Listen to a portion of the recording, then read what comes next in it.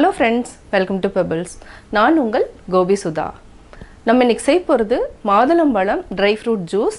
அதாவது என்னன்னா இந்த கோவிட் டைமில் வந்து இம்யூனிட்டி வந்து குழந்தைகளுக்காகட்டும் பெரியவங்களுக்காகட்டும் இம்யூனிட்டி வந்து நம்ம ஜாஸ்தி பண்ணணும்னா கொஞ்சம் வால்நட் பாதாம் முந்திரி அதாவது அத்திப்பழம் இது வேணாலும் நம்ம ஆட் பண்ணி நம்ம செய்யலாம்.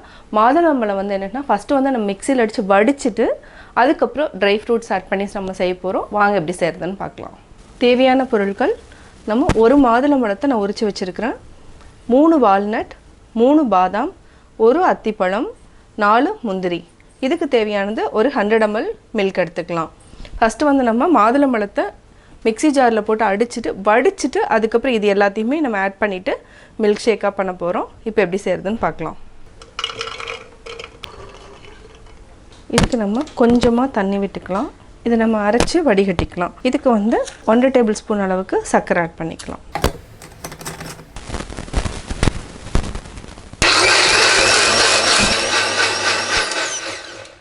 நம்ம அரைச்சிட்டோம், இப்போ வடிகட்டிக்கலாம்.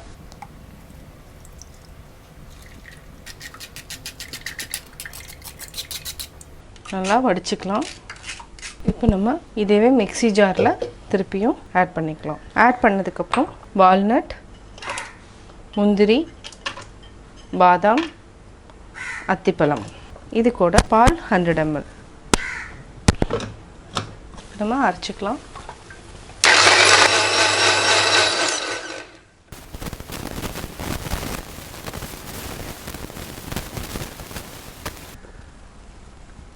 சுவையான மாதுளம்பழம் ட்ரை ஃப்ரூட்ஸ் ஜூஸ் ரெடி.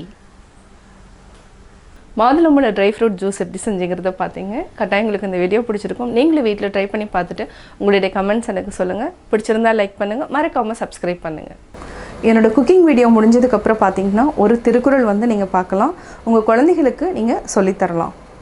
விழிந்தாரின் வேதல்லர் மன்ற தெளிந்தாரில் தீமை புரிந்து ஒழுகுவார்.